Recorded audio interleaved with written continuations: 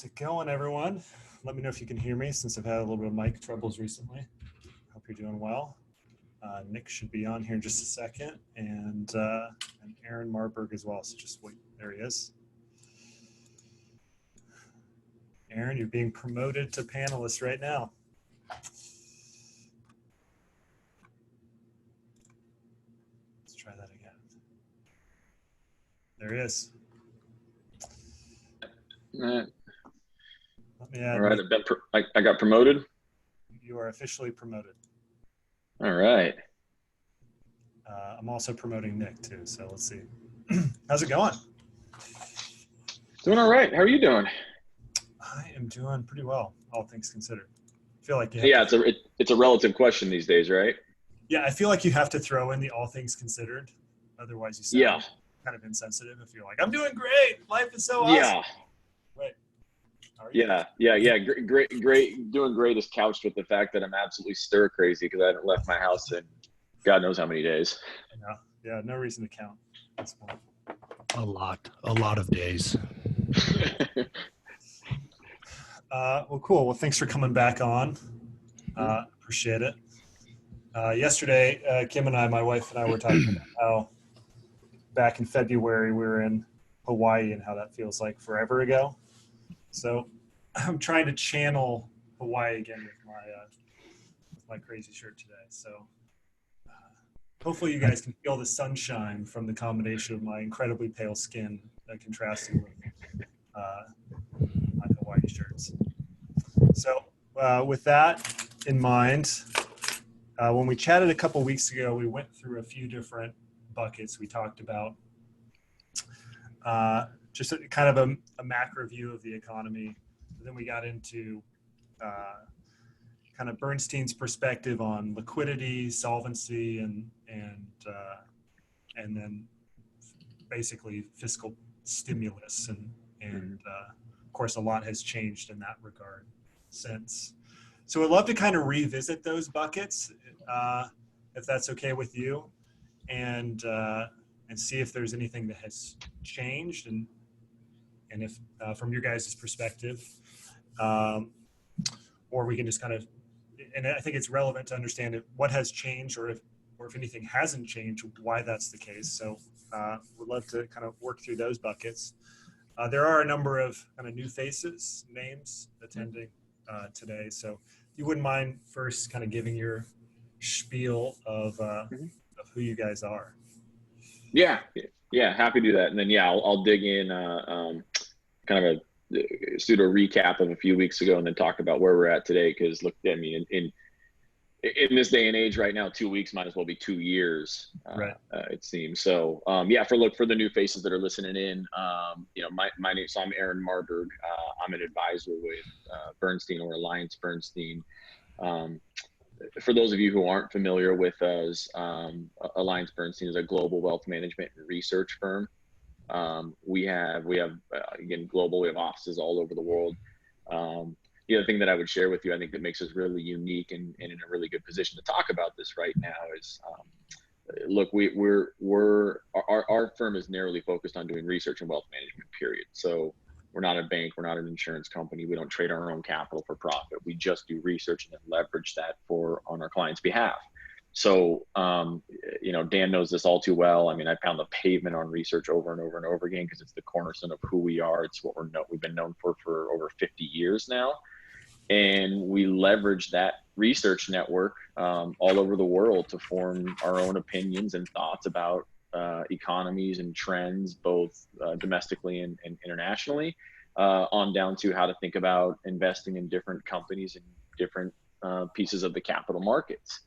And that's only one half of the research. The other half of the research, which maybe I'll touch on the end, revolves around how to help people build better plans for their wealth. So we do have a group that's made up of about 40 people that are focused on, how to help people understand, when they can retire, they own and operate a company. How do they think about that within the context of their longer term plans and things like charitable goals, and how does wealth impact the family? So I'll probably kind of finish with touching on how I think people should be tying their planning back to the actual investment side of their wealth. But let me start with kind of the first leg of that research, talking again about Before you do that, Aaron, yeah. I forgot to say, if you guys have questions, drop them in the Q&A, not in the chat. A little bit easier for us to manage through the Q&A. Yeah, drop them in Q&A, and we're gonna let Aaron roll. So if it needs context, give it context. So if you have a question, just make sure we know what it's regarding at the end. Perfect. Yeah. Sorry. Yeah. And I'll go through some things. And of course I've got ample time to tackle questions that come in. So, sorry, go ahead. And then the other thing, just because you're always so modest, is that you mentioned all that research, and you guys consistently win awards across the board in terms of your research, and I don't know, spend hundreds of millions of dollars on it, and manage somewhere around $1 trillion. So you have enough money that you're managing to have some perspective. So I just want to add those because you're always so modest about what you guys in your awards and all that sort of stuff. So anyhow, I won't catch you off. Thank you. Yeah.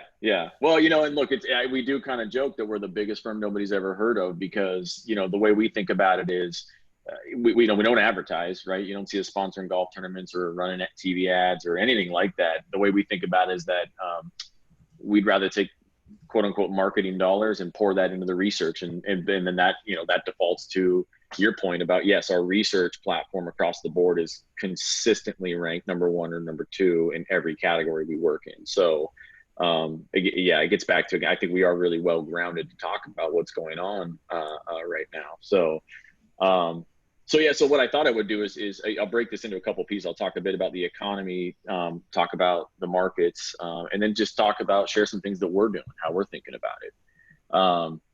And look, speaking to the economy, I think calling this strange times is probably the understatement of the century right now. Obviously we got massive job losses. We saw the unemployment benefits number today. A lot of us are in quarantine.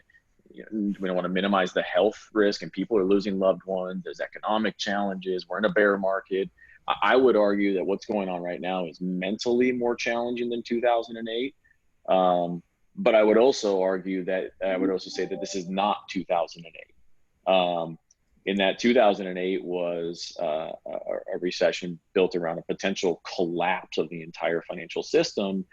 And that's not what we have right now. What we really have is a temporary halt to economic activity.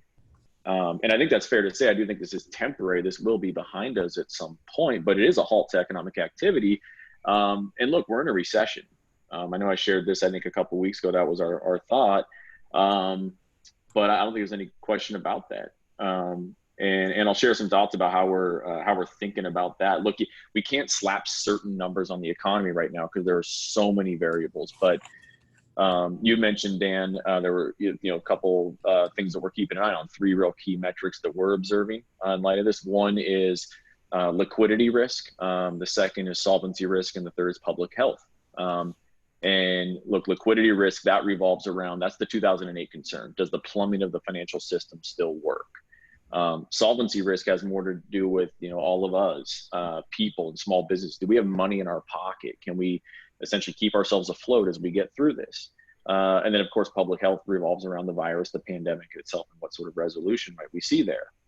And, when we spoke 2 weeks ago, the liquidity risk is something we were comfortable with, and we still are. The Fed has taken a very aggressive approach to providing support to the financial system, and look, that's provided very good optics. They made it abundantly clear even 2 weeks ago that they're going to again back up liquidity in the system. So we're still seeing that. The solvency risk, that's been 2 weeks ago, that was very different. It was pretty unclear exactly how phase 3 of the stimulus would play out. At that time, it was $1 trillion was kind of the number that was being floated around. And again, we know that's changed. And then look, 2 weeks ago, from a public health policy standpoint, I would argue that in a lot of ways it was a pretty fragmented environment as far as how, particularly we look at the U.S., how different states were responding to the crisis.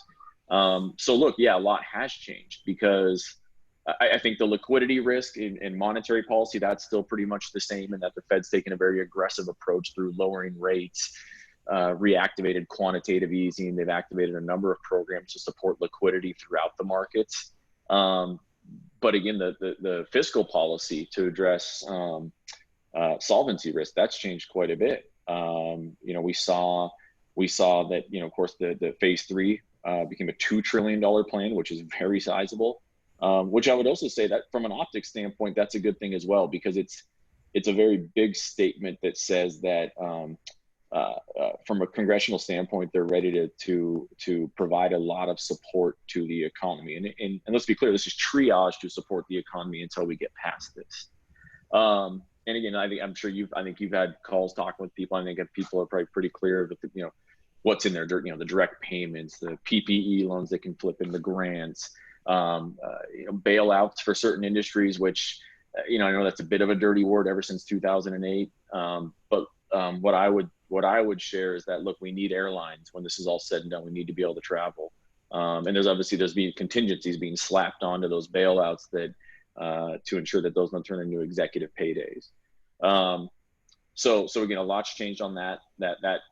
Again, fiscal stimulus plan phase 3 got much bigger than what it looked like it might be two weeks ago, and they're already talking about a phase 4 plan.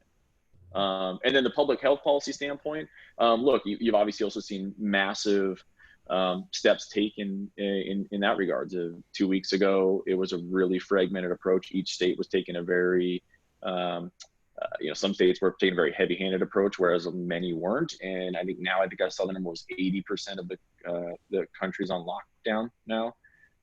So again, you're seeing things are changing on that front as well and progressing in the right direction. And from our standpoint, look, the progression that we're seeing on those 3 key factors that we're watching, here's where it kind of puts us. Our expectation, as I said, that we're in a recession. Our expectation is that second quarter GDP probably contracts about 20%. Now, look, that's subject to variability. The number could be smaller, it could be bigger. But we do think we'll see growth in Q3 and Q4. And our full year number right now, we think quarterly economic growth, or lack thereof, I suppose, is we actually expect a contraction of about 2% this year. But again, I couch that with saying that again, there's so many variables at play that, we're literally evaluating these things on a daily basis to see how things are changing. So it's going to be bumpy. There's no doubt about that. But we do think that this is something that eventually we're able to move beyond, and we see some growth in the back half of the year from an economic standpoint. So then the question is, all right, pivoting into the capital market or the markets, right? Let's talk about the markets from just cash. Can we clarify real quick on the GDP growth?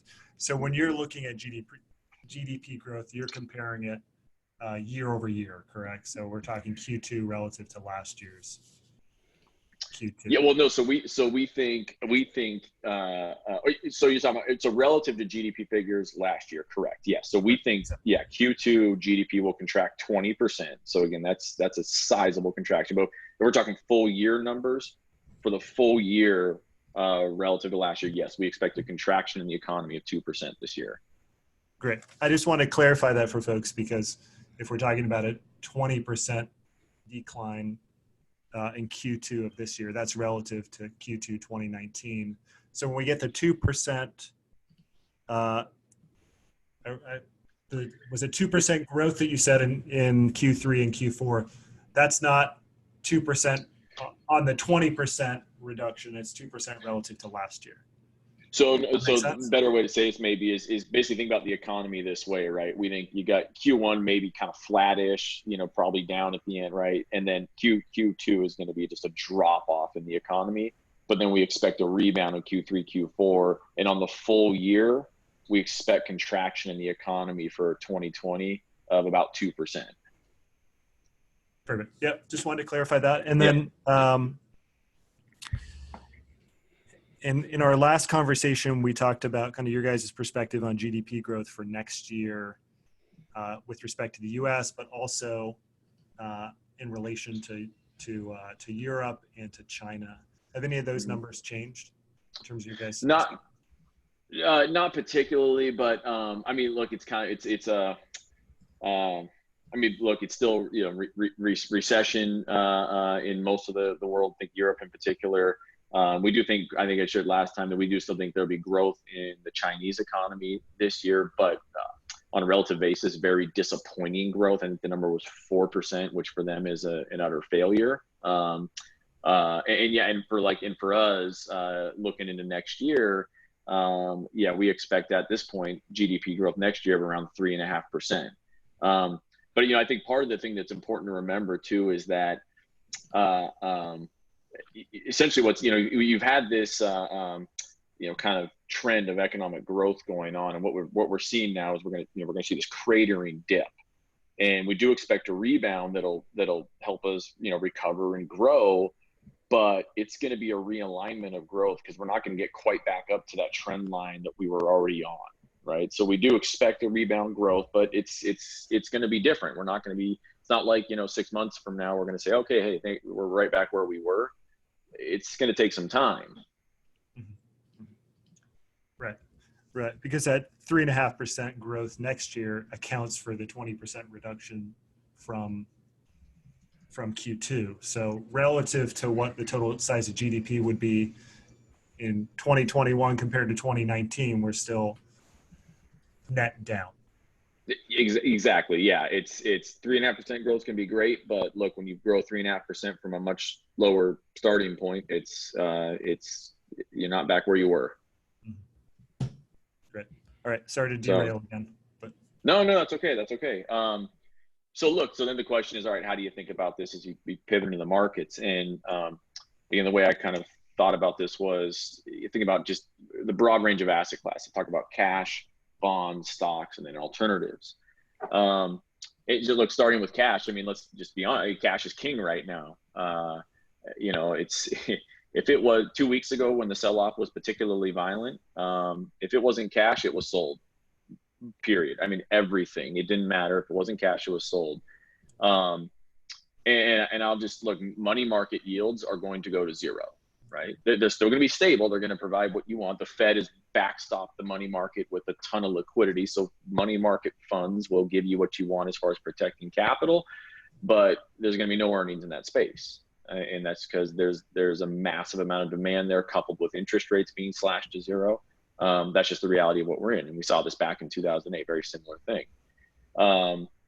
So then we move along the spectrum. We look at, say, the bond world. And look, the bond world, typically that's in a portfolio for an investor. That's the piece that gives you risk mitigation. We still think it actually plays that role, but candidly, bonds were really challenged for a period of time. And it gets back to this point about if it wasn't cash, it was sold.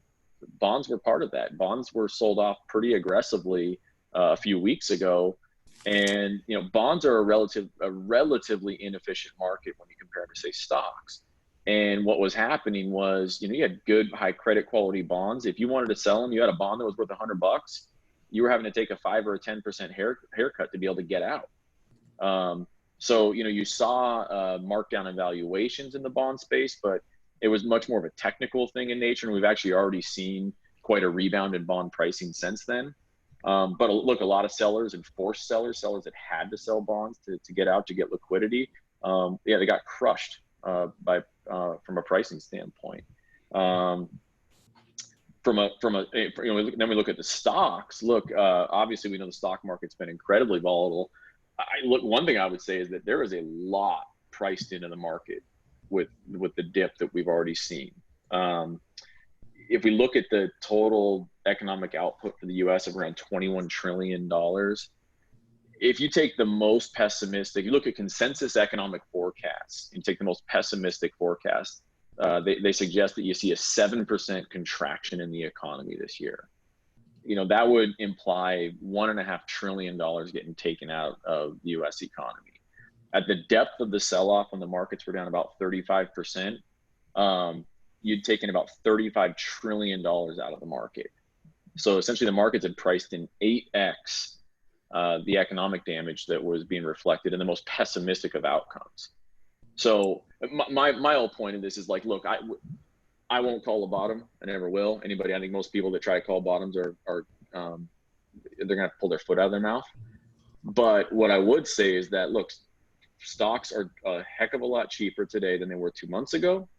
And there is a lot of very pessimistic predictions around this recession already priced into the market. Everything's been pulled forward to today's pricing. So there is an element of opportunity there. I'll talk a bit about some of the opportunities across all the asset classes in just a second. The last thing I was just going to touch on, though, is we talk about cash bond stocks, the alternative space. And I guess for those who maybe aren't familiar with alternatives, and we're talking about things like private real estate, middle market debt, private equity, securitized assets, basically capital assets that aren't stocks and bonds, things that you can invest in that are different. And look, these asset classes aren't immune to an economic slowdown. And of course, some of them have seen some challenges in this environment without question, but they do have lower correlations to stocks and bonds. And some of them have held up really well. So often they can make a lot of sense in a portfolio. And one of the things that's always interesting about the alternative space as well is often they're not liquid. You know, you can't sell them like you can a stock or a bond. But that's not necessarily a bad thing. I know one of my colleagues that would always say that he liked having real estate as part of his portfolio because when he wanted to sell it the most, he couldn't. Right. And think about 2008, right? I mean, that's when nobody wanted to own real estate, but if you couldn't sell it and you were able to survive the pain, eventually you were made whole on those positions. But you obviously had to hang on for a while.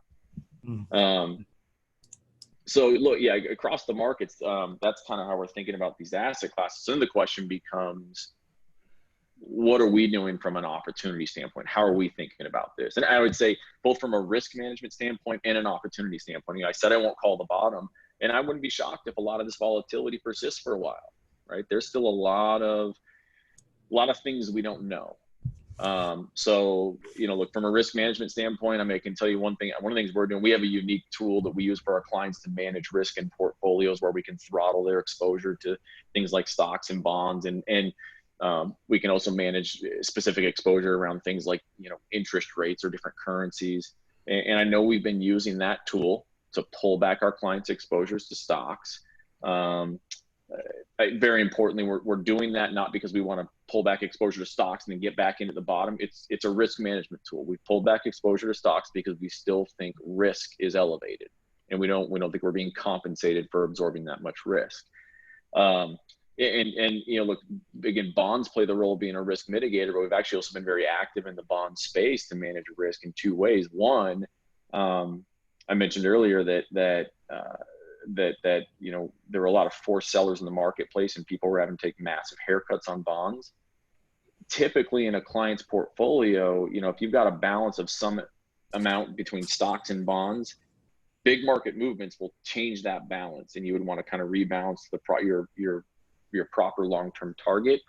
We suspended that rebalancing process, right? So the stocks went down, so their bonds became more of their portfolio. Usually we'd sell some bonds to get back into stocks, get them back to long-term target.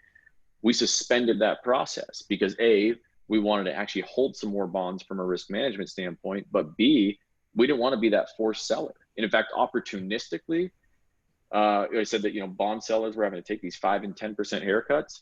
We were actually buying, because that means on the other side, you can be the buyer and you can get into bonds at a 5 and 10% discount. So we were very active in the bond space and using our risk management tool to manage overall risk for clients. And then from an opportunistic standpoint, look, I think first, I talk about alternatives. Again, I think even putting aside what's going on right now, we've actually long held the belief for the next 10 years that capital market returns are going to be lower. And that's just a byproduct of more modest economic growth. We look at where interest rates are at. So the idea of adding assets, alternative assets that can augment return and actually mitigate risk because they're not correlated to other parts of your portfolio makes a lot of sense. So we're certainly encouraging a lot of people to explore that as something that might be right for them. In the bond space, I just gave the example. We've been, again, opportunistically investing in bonds because there's been substantial discounts there as well. And in stocks, again, they're cheaper than they were. There's a certain degree of attractiveness in the stock market because of how cheap they are. Now, that doesn't mean you buy everything indiscriminately, because if what's going on right now does persist for a while, you have to be thoughtful about that. So we're really looking for companies with bulletproof balance sheets. We're being very cognizant of leverage. If a company is really living off of debt and this persists for a while, that math doesn't play out forever. But there's an opportunity again to look for really good companies that are suddenly cheap. I know we think there's some long thematic trends around things like electric cars, stuff like that, and semiconductor space will really benefit from that, just as an example. So I know that last year there were companies in that space that we were interested in, but they were far too expensive for our taste. Now they're not. So there's opportunities there. But the last thing, and I'll finish with this, and then hopefully I can answer some questions. All of this, as far as how somebody responds in this environment and behaves, should be predicated on some sort of underlying plan that drives their decisions, right? People really need to know their numbers. I mean, I know Dan, you and I have talked about this a lot, this idea of core capital. What's the pool of capital that somebody should be looking to achieve that if you had really challenging capital markets in the future, high inflation, you lived a long time, what's the pool of capital that would endow your lifestyle? That should really be the foundation for any decision somebody makes around their investments, to drive, again, this plan. And then, by the way, with interest rates as low as they are, there's also some really cool, sophisticated planning opportunities out there, whether it be different charitable strategies, or if people want to transfer wealth to kids and grandkids. There's a lot of things that can be done in this environment. So Awesome. Let me pause there. Just any questions or any? Let me take a look at the Q&A. Nick, do you want to? Yeah, it looks like there's some PPP questions. I think we'll save that for later. In light of U.S. leading the number of cases, would like to ask about one, U.S. versus international opportunity for stocks, bonds, and currency, and two, the risk of weakening the U.S. dollar in light of a huge stimulus. Gotcha. Let me write that down. All right. Yep. Okay. Let me talk first about U.S. versus international. If you were to ask me what does better over the next 10 years, I'd tell you international. We know that the U.S. market's been the best show in town. Everybody's been hit by what's going on right now. So let's say we backpedal 2 months. If you look at the numbers, the U.S. wasn't a bubble in the stock market by any stretch, but it certainly was far more expensive. And if you look at the broad opportunity set of what's out there around the world, the foreign markets, from a projected growth standpoint in their economies, coupled with their valuations, look more attractive. So now, granted, look, we're going to be reevaluating that, but I would suggest that probably still holds true. But let me couch that with one really important point. If you look historically at a range of asset classes, look at U.S., foreign, emerging markets, bonds, REITs, all these different things. The one thing that is always true is there's a constant interchanging of leadership as far as performance goes. So there's no silver bullet, and there's no, just like market timing, you can't dive in and just say, I'm going to go all international now because Aaron said that's what's going to do best. We've done a ton of research into this. And what we found is that the optimal balance is really about 60% domestic exposure and about 40% foreign exposure. That balance will kind of optimize your return and risk projection. And we think that's the right way to think about it. The US dollar, look, I'm not an expert on currency or currency fluctuation. The one thing I would say, though, and this has continued to be the case, we've seen the US dollar has been creeping up, and a lot of it has to do with we're still the safest show in town. And so long as that holds true, and frankly, I don't see any reason I don't see any catalyst that changes that right now. Even with massive paper being issued to fund all these different stimulus programs, you still want to own our debt. And that was true even before this crisis. I mean, look, if you had to choose between developed economies and park your cash somewhere to protect it, did you want to own a 10-year treasury that, again, I know is yielding not much today, or did you want to go buy a German bond, which was actually a negative yield? So you give them your money, you got less back. You paid for the right for them to have your money. So the fact that we still have these rates that are going to be elevated relative to pretty much everywhere else in the world, that will be supportive of our dollar. Yeah, I think there's some relevancy with respect to the overall U.S. economy when you look at the demographic trends. So when you look at, say, Japan and how their economy has been in kind of this perpetual state of flat to slightly down, and some of these other countries, they have some real demographic issues, right, in terms of aging population and how that impacts overall consumer spending. And when you look at, or at least when I've looked at the demographic trends in the U.S., they're favorable out to 2050, absent some material change, right?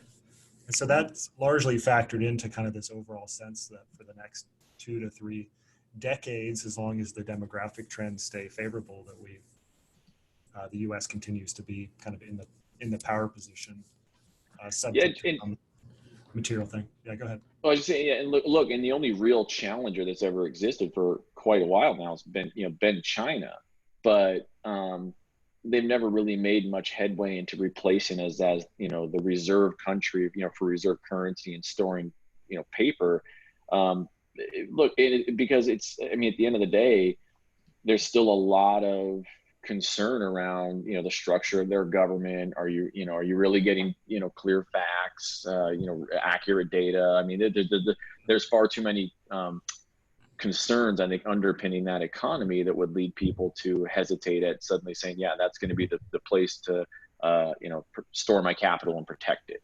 So yeah, to your point, right, I still think we're in pole position to retain that spot for quite a while, and that in and of itself will be supportive of the dollar. Okay. Cool. You ready for another? Fire away. Do you not believe that the countries who have acted more aggressively are further ahead in the curve, will perform better in the second half of this year than the U.S.?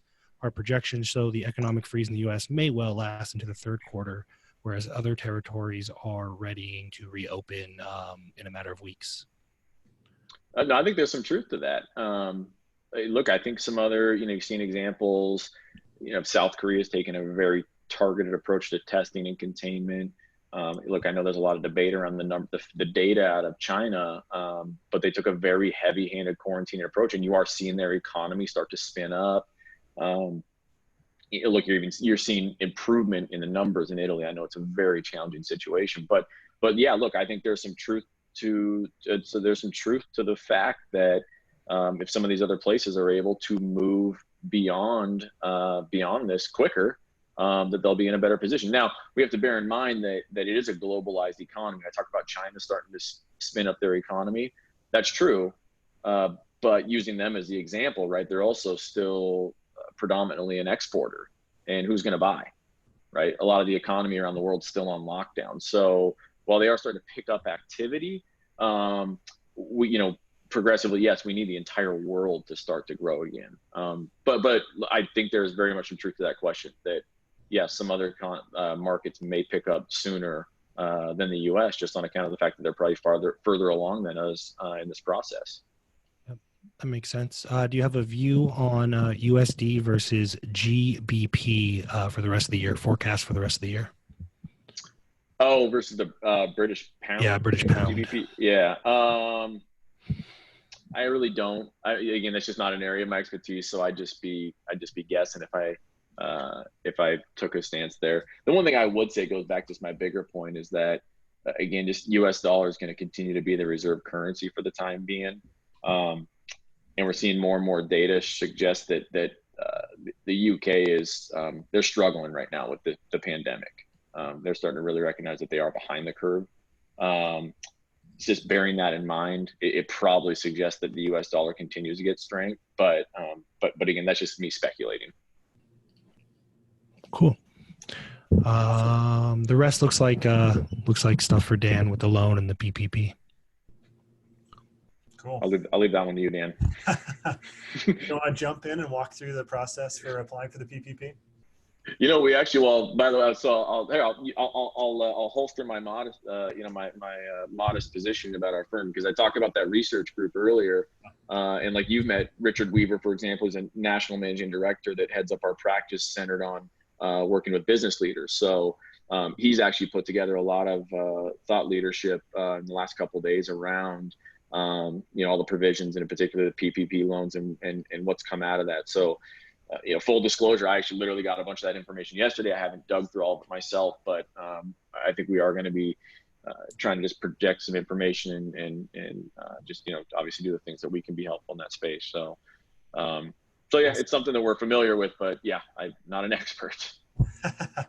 Well, I look forward to going through that research that you guys have. Of course. Well, thanks for coming on. Appreciate it.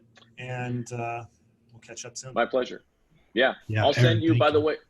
Oh, yeah, of course. No, thank you. And I'll send you guys, I just thought, we have a podcast we put out, and like there was our senior U.S. economist, Eric Winograd, just did a podcast at the end of last week. And it's on a lot of the points that I was talking about, but I'll shoot you the link. And then that way, if anybody's interested, they can take a look at it, because it's good stuff. And with what's going on right now, we're obviously pumping out as much intellectual collateral as we can as often as possible. So I'll send it your way. You can share with folks.